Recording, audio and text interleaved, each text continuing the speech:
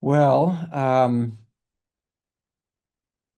I think that just finding ways to enjoy the work and the subject matter, working hard along the way, and pushing myself to excel. I knew it would be hard to get into neurosurgery, so I tried to write a lot of papers and study hard and get decent grades. We actually had grades in my medical school.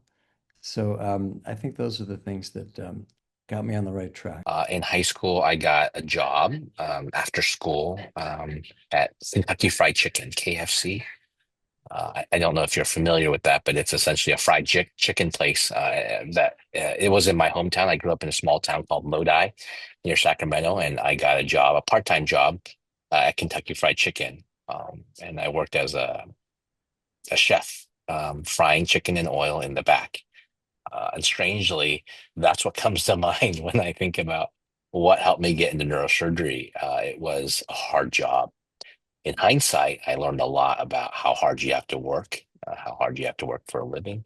Sometimes long hours can mean different things. You could Mhm. do 20 plus hours doing a skull-based case and it'll fly by because you don't even realize that the time is moving. You could do really hard manual labor for an hour and it will feel like days. And so sometimes neurosurgery is like that. Neurosurgery is a field that feels like it really attracts you, and you feel like you want to pursue neurosurgery and nothing else. So when I went into medical school, however, I kept an open mind. I was like, okay, I want to pursue neurosurgery, but let me keep my options open and see what works out best for me.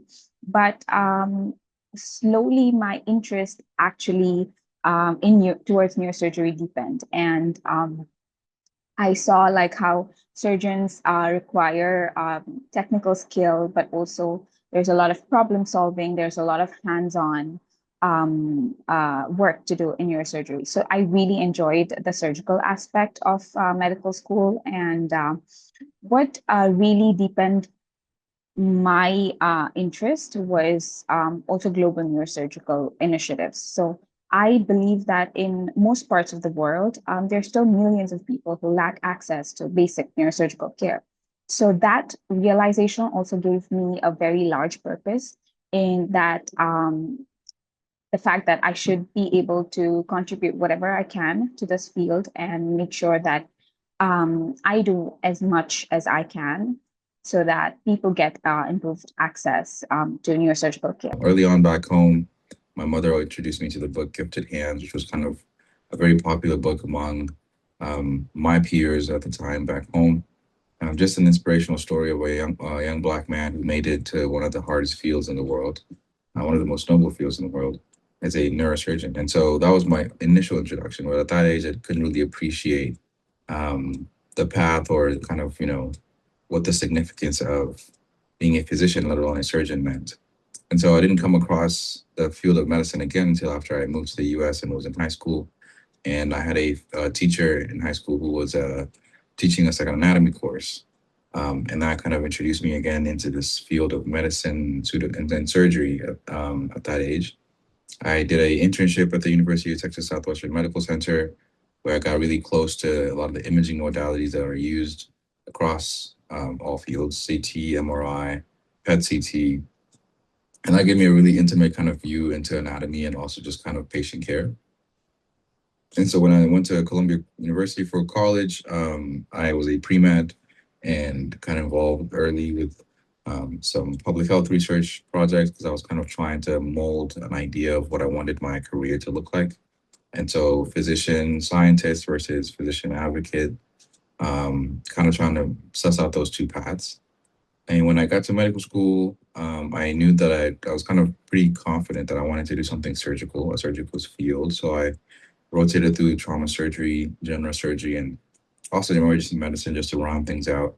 And I gravitated toward neurosurgery for a number of reasons. I really enjoyed the cases. I really enjoyed the community. Um, a lot of wonderful teachers at my home program, UC Houston. And so I think there's a myriad of those experiences that kind of brought me together. My neuroscience degree kind of kept my passion for the neurosciences alive. And so when I kind of married the interest in surgery and the interest in neuroscience, neurosurgery was just a natural kind of feel for me. I would say it was really after my rotation with neurosurgery was when I truly like felt like it was the path I wanted to pursue. And that was just because I felt like I let myself kind of be thrown into the fire and try as many things as possible. And I went into that clerkship year really open to lots of things. Now, there were things that I ruled out very quickly because I just knew very quickly that I didn't want to do it. But I went in open-minded for pretty much everything. I think most medical students feel like neurosurgery can be really hard and smothering. That might be a bit of a misconception. It is hard, but I think that it's one of those specialties that a lot of us enjoy thoroughly. And yeah, it's hard work getting through those early years, particularly as a resident. But once you finish, it's really nice. It's great work.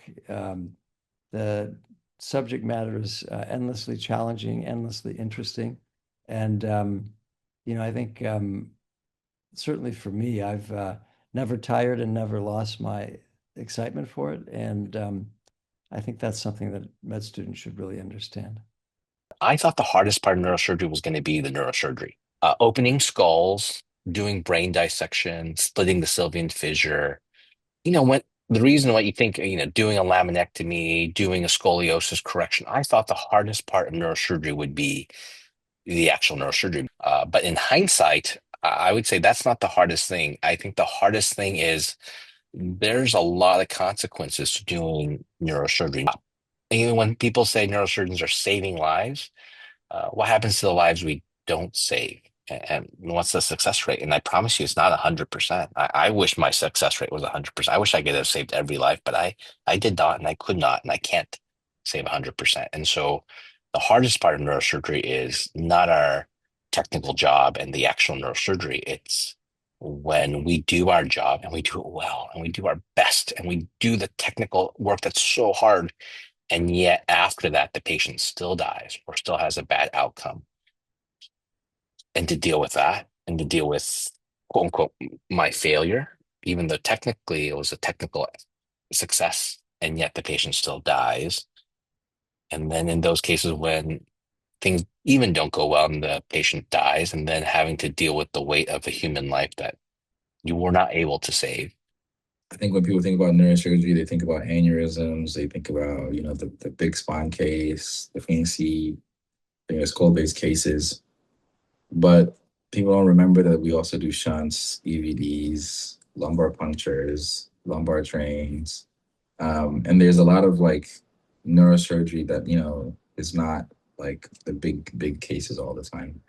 Um, and that was a good appreciation for me because when I was shadowing MD Anderson and they were doing the big tumor resections and these 9-hour cases, 8-hour cases, it was kind of like, yeah, like these are going to be long days, long hours, but I came to learn that, there's a lot of variety. And functional neurosurgery was a field that I hadn't got a lot of exposure to until my sub eyes. And there's so much technology involved. There's so many ways that, people are working to make the field more efficient and more, more kind of safer for patients. And so I think a lot of medical students would be surprised to learn at how fast and how much variability there is in terms of what is capable, what is being done, and what is like standard of practice, as well as just kind of what is expected of them as a neurosurgeon. What are you expected to really know and cover?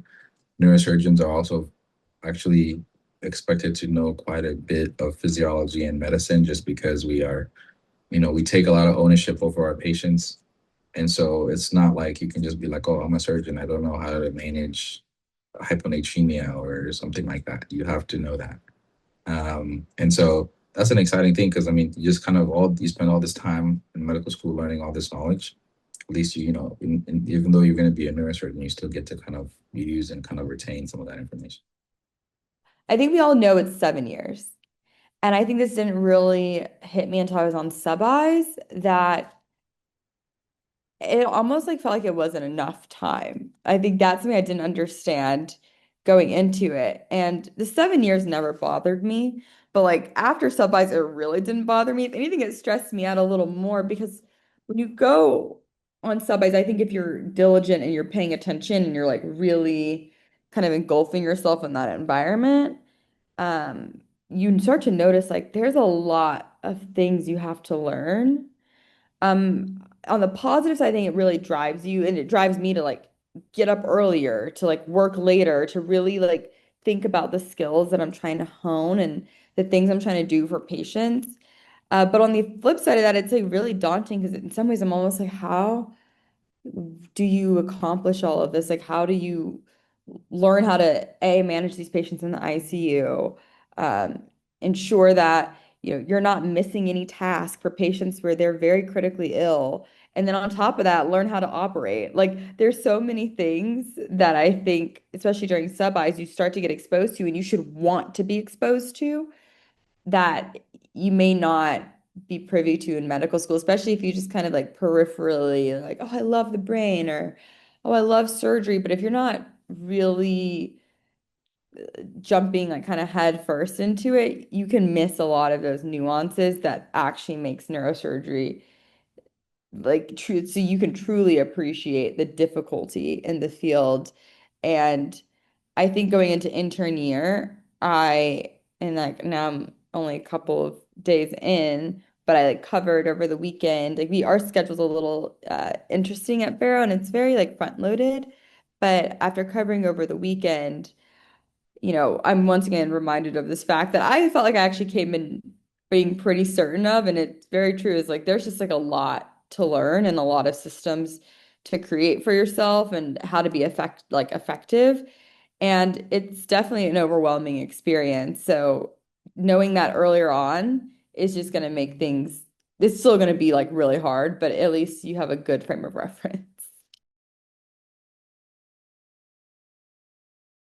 I would say that my involvement in neurosurgical research just has made me appreciate how dynamic the field is. So before I got involved in research, I primarily thought about neurosurgery from a very clinical perspective, right? So just diagnosing patients, operating on them, and managing patient outcomes.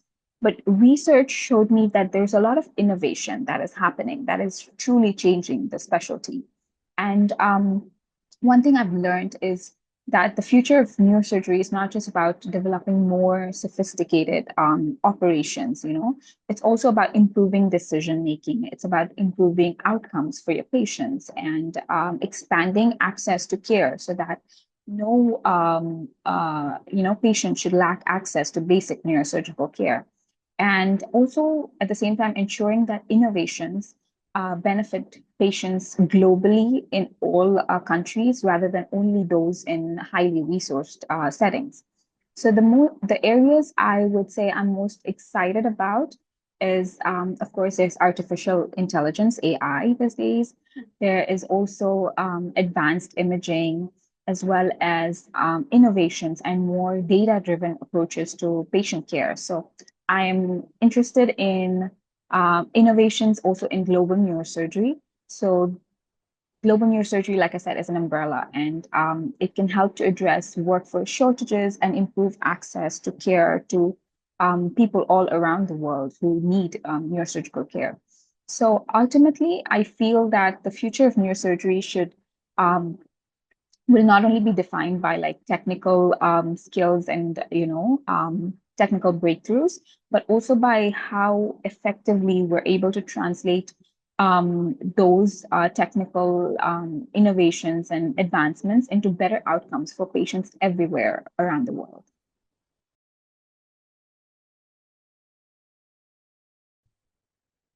Hard to hard to know what's bigger and by what metric. I think they're all problems to some degree. I think the training is pretty good in many places, but there are definitely some deficiencies that I've seen when I've gone to other places and seen what residents are being taught. Resources for sure. When we go to places like Guadalajara or Tanzania, we found that there were some key pieces of equipment that were lacking, and we've made donations to try and deal with that. But resources can be a huge problem, and it's not just resources, but maintaining and servicing the resource.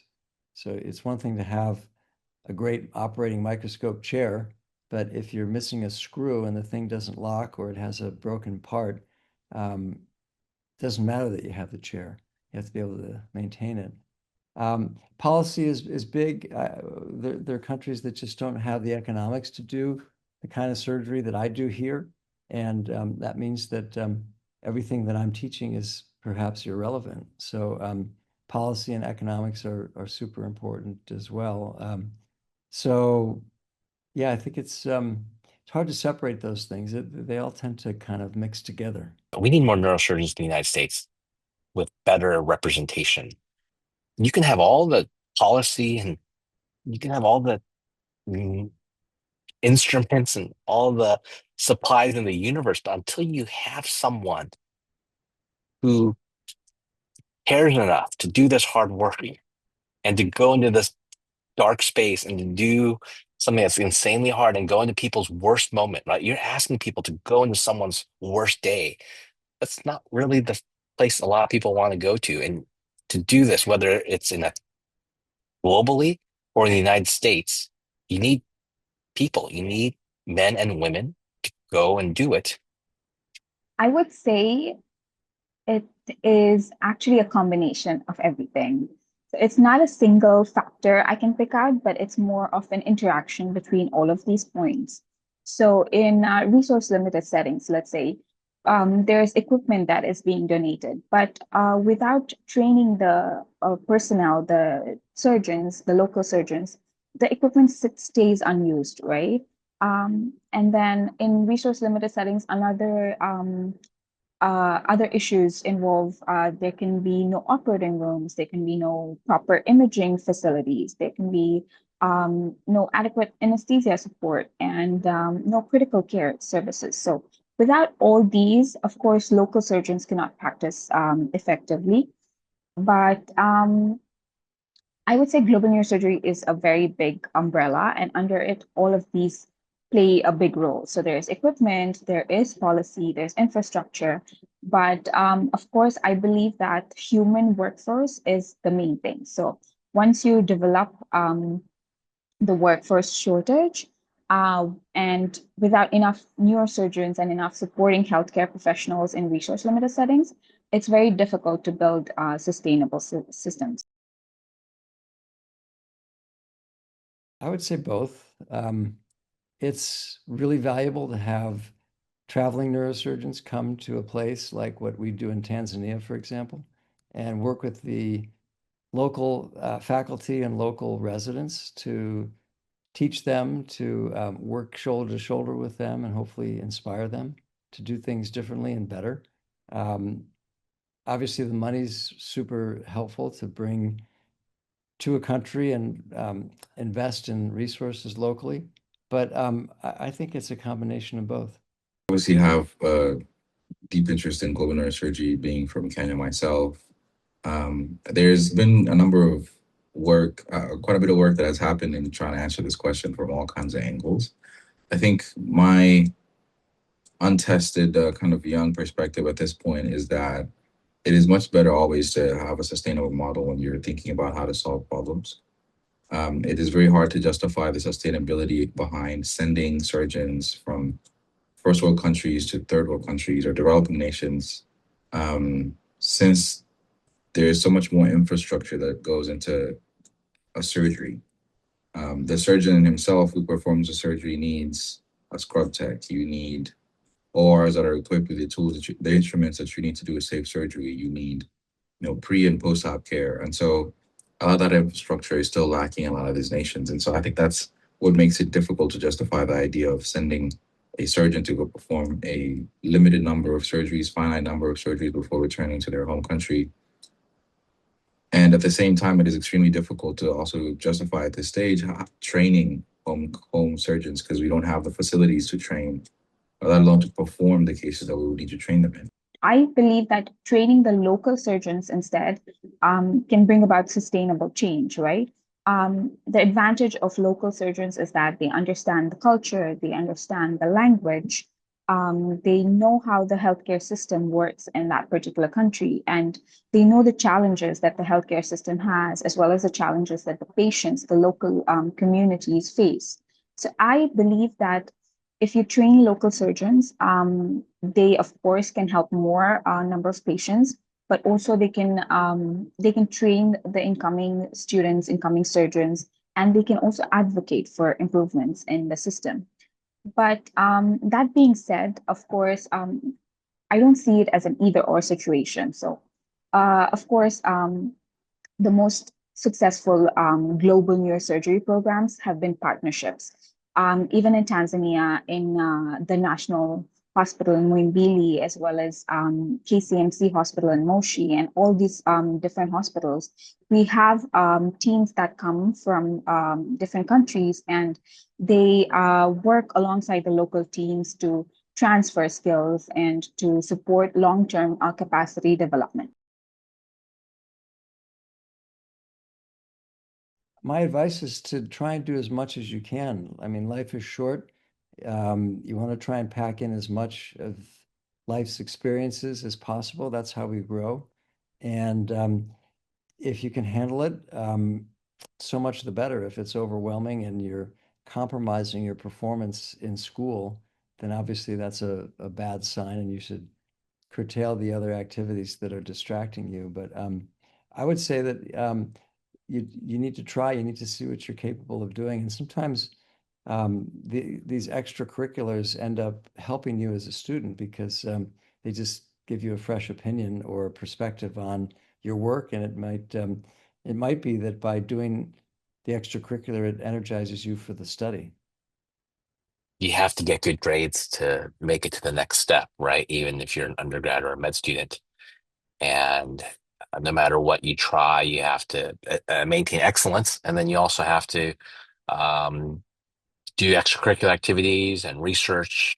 And there's just so much to do. And I think it's harder now than it was like 20 years ago when I applied. I think you have to do more research and do more activities and have better grades, and everything is harder and more competitive. Everyone only has 24 hours. And so I don't think it's about trying to pack more into your day and pack more into time.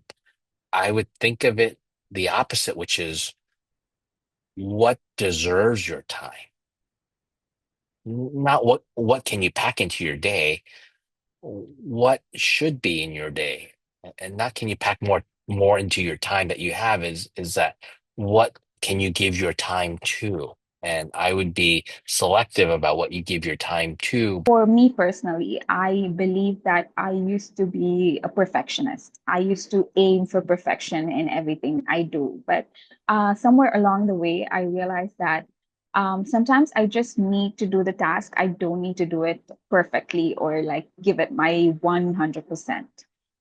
So that is one thing, but having that balance and prioritizing which task is important and which is not. So I feel like balance doesn't mean that you have to do everything equally every single day, right? You have to, there are some times when, as students, your exams come first. There are other times when other extracurriculars need more attention. So the key is to understand your priorities during each season. Preclinical years tend to be, I think, fertile ground to perform research. You have the most amount of control over your time because you're not required to be in the hospital or in clinic at any given specific amount of time, as you will be as a clinical medical student. So I think those preclinical years are very important in investigating your interest, getting involved in research. I'm trying to, draft and attend conferences as frequently as possible. And if you find that that is challenging, there's an ever-growing number of incoming residents have done research years. I've heard people who do it between preclinical and clinical years, people who do it between M3 and M4. There is no right answer because everybody kind of gets into neurosurgery at different stages in their career. And so if you kind of get in early, obviously doing it early is better.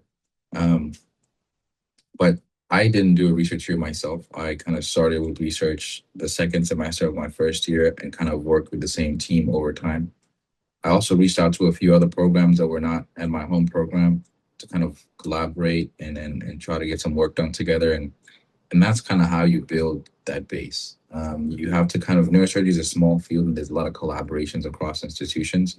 And so you're getting your name involved early kind of is important because it demonstrates that you are able to work with several teams and you're able to collaborate across institutions. Um, and so my advice would definitely be to prioritize doing well at medical school because that's going to be the base of your foundation. You need good grades, you need good step scores, because without that, there's really very little discussion to be had in terms of where are we going after this. I'm gonna go with something like very logistical. I'd say waking up early has been something that really helped me. Um, because there's only like so many hours in a day. I think it's very difficult to like find all the time to study, find all the time to just like get everything done in life. And I felt like being a person who could, look very plainly at when do I do my best work? What's going to help me like show my best self? And for me, I'm like a morning person. And yeah, that means sometimes like waking up very, very early. Cause like even in high school, I used to wake up at like 3 a.m. to write papers just because that's when I worked best. I think kind of continuing that into medical school, just gave me a very regimented approach to work. And you just have to like get through the work. You have to, study at the appropriate times and make sure you're, studying diligently. And even now into residency, I've kind of started to do that too. Like I'm on a rotation where I probably don't have to wake up as early as I do, but like I've just consistently decided like I'm gonna wake up at, 4:30. And whether that time is filled up with like clinical work, like I'm actually back at the hospital, or whether I'm just at home prepping things, studying, like that is something I feel like has helped me be more successful. And it's just, yeah, consistency, I guess, is the overall theme of that. And the time I wake up has been the thing for me. So whatever the time works for you, some people are like night owls, just be kind of regimented in that, and really try to stick to a cohesive schedule that you can follow through with so that you're being consistent in like your preparation for work and school and everything. List three mentors as being critical to me. Probably top of the list is Dr. Spetzler, who trained me here at Barrow as a resident. Second was Henry Brem, who got me interested in neurosurgery as a medical student. And then Mitch Berger, who was the chairman who mentored me in my early years of my career. So I attribute those three as my key mentors in my life. And obviously, the one that is the most profoundly shaping for me is Dr. Spetzler, just because I think the chairman that you have as your resident chairman is really profoundly transformative. I came to Phoenix thinking I was going to be a brain tumor surgeon after working with Dr. Brem, and I got turned around by Dr. Spetzler and pushed in a new direction. And so I would say that he's had the most significant impact. And then Dr. Berger just took great care of me when I was a young faculty in San Francisco and gave me what I needed and protected me and really let me thrive. So I've been very blessed to have these three mentors looking out for me for a long time. Mentors play a big role in neurosurgery because we're such a small field. And so when you have a small specialty, especially like neurosurgery, it's still taught like in a mentorship mentee model. And because the specialty is small and because it's so hard, you need to have mentors along the way. Andy Parsa was my mentor, and he was fantastic. And I think for me, what made it work so well, which I try to emulate, I'm nowhere near the mentor Andy was, but I try to pay his energy forward. But what makes Andy or what made Andy such a great mentor was I believe he cared and he genuinely cared. Um, he wasn't a perfect human being, and he was a human just like all of us, and extremely faulted and had all his quirks and faults. But I believe he genuinely cared about me. I felt it, I saw it, I knew it, that he, uh, even if it meant his own, to his own detriment. I mean, I think you call that love, right? Like if you care about someone, that you want their best outcome, even if it hurts me, right? And I don't mean to be hurt. And maybe hurt's not the, at a cost. So if it comes at a cost to me, and I'm willing to pay that cost to have it be someone else's benefit. Like I'm thinking about my kids, right? Like if it benefits my kids at a cost to me, that's called love. And I feel that that mentorship. Andy never told me that he loved me, quote unquote, but I believe he did through his mentorship because his actions showed it. And that action is he wanted the best and the best outcome for me, even if it came at a cost to him. And I think that's the what a great mentor does is that he shows his or her mentees, he or she shows them love, which is I want the best for you no matter what. And so Andy was my mentor, and he had a profound impact on the kind of neurosurgeon I am and became. So, I would say in every stage of my career, I've had amazing mentors, and honestly, it's very difficult to actually pick. But if I had to pick, I would say the first one is Dr. Simba Atumani Kisgina, and he is somebody I met. He's a general surgeon, and I met him during my internship at Amana Regional Referral Hospital. And my second mentor who really, I think, impacted my career has been Dr. Hussein Balu. And he's somebody I met when I was working as a general practitioner. And the clinic setting that I was working at, I was a general practitioner and he was the internal medicine specialist, the physician. And these two mentors really stand out for me particularly because I think they have taught me that excellence in surgery and excellence in medical school and being humble, they're not mutually exclusive. So if you are what makes you a good doctor is how humble you are and how approachable you are, how consistently kind you are to your colleagues despite their level of training and career. So I these two doctors really made me believe that you don't have to have the most impressive CV. You have to be able to make others around you, be it your colleagues or be it the nurses around you, be it your juniors. You have to make them feel valued. You have to make them feel supported and more inspired to grow. So, as I continue my own career, I hope to emulate, the same amount of clinical competence, but as well as humility and compassion towards my colleagues as well as my patients. I'll give three because each of them had a impact for a different reason. I think my first one would be Dr. Chibawanya NA. Is a attending at the MD Anderson Cancer Center in Houston.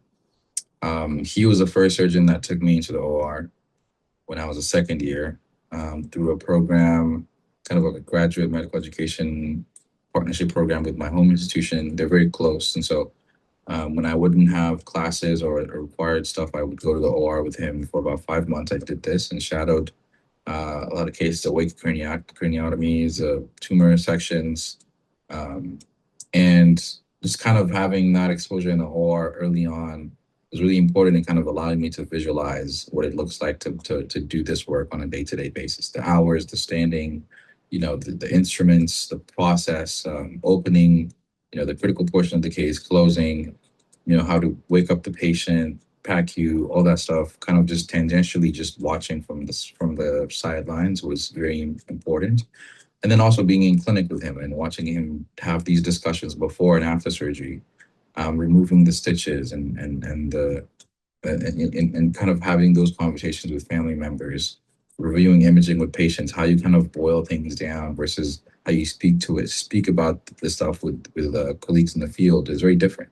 You got to use different language, different kind of you're trying to get a different point across when you're talking to family versus like another radiology or something else. And so having that perspective early was important and very impactful. And he was a very encouraging mentor across my time in medical school. Second mentor was Dr. Jared Chan. He's now, I think, faculty at Creighton University, but he was faculty at UT Health Houston, and he was my research mentor. I came to him as a first year medical student, with no clinical research experience, and I worked with him my entire time in medical school. He left my last, as I was leaving, he was leaving as well. But during that time, we did a lot of great work. I got to, get exposure on how to do chart reviews, how to create databases, how to use those databases to kind of answer questions, clinical questions that you have, and get published. Published a number of papers with him, and so huge impact in terms of kind of just introducing me into the field of being a physician scientist and kind of getting my research acumen up to speed. And then the last one will be Dr. Kendrick Johnson, who was a mentor I received through Neuro Mentoring Matters, a program that is run and hosted by the American Society of Black Neurosurgeons, another great resource for anybody out there looking for mentors. Dr. Kenny Johnson is faculty at Tulane, is cerebrovascular and endovascular neurosurgeon. And he was just a great mentor in terms of meeting with me and my cohort friend, I guess I should say, friend of mine, who also is in neurosurgery now, and kind of just encouraging us step by step on sub-Is. What do we expect us to do on sub-Is, and what does a sub-I look like? What does your application need to have and reflect? How do you make your rank list? How do you make your application list? Just all these, back, what do you say, hidden rules, all these hidden rules in the field that you kind of are not going to know unless somebody tells you, unless you rub shoulders with it. He's a great mentor in terms of that. And so, I'd say mentorship is critical in terms of being successful in the field, whether you're a medical student, a resident, or an attending. Mentorship kind of is a underlying theme of kind of what makes this work. Residency itself is a mentorship model. Okay, like I learned from my PGY2s who learned from their PGY2s and chiefs, etc. So mentorship is just kind of ingrained in the field of neurosurgery and most of medicine, to be fair. And so to any medical student, like doing whatever you can to kind of get those connections. So your second point of your question, what made them successful, I think, is just communication. Being very communicative with your mentors because they are busy. So the onus is on you to reach out and to stay connected. And then just always kind of being curious, having, good questions, preparing ahead of time before your meetings, having a specific agenda for your meetings or for reaching out to your mentors, as I've kind of listed out to you. All three mentors for me had a very specific purpose. And you just staying in touch, small updates here and there. Hey, I just completed my first sub-I. Hey, just completed my second sub-I. Just completed my applications, just completed interviews, keeping them in the loop, just so that they can also kind of, see how you're progressing and see the impact of your relationship. I think that makes it very, very successful and long lasting.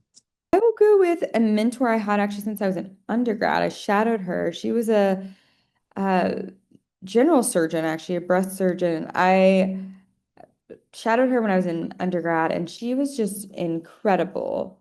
Um, I felt like the thing that made that mentorship, well, initially it was great because she's a Black woman as well, and so just kind of seeing this person in medicine and surgery was incredible.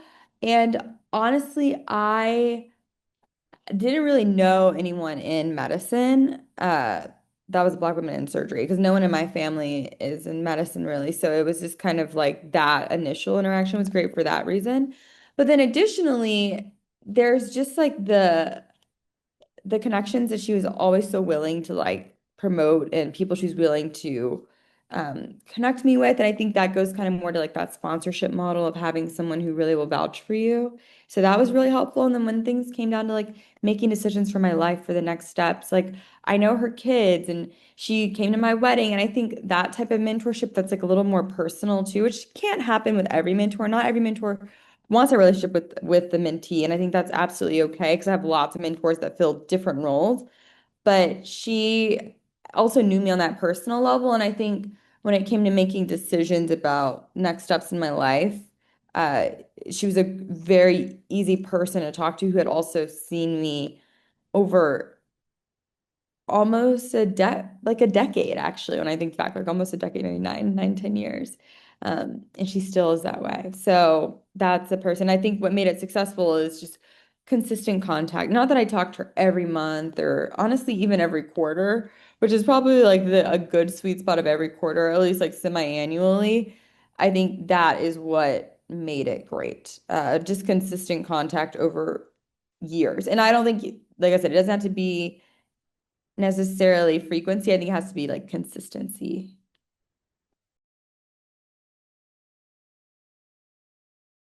I get 3 to 4 hours of sleep. That's not much, but I can be like functional the next day.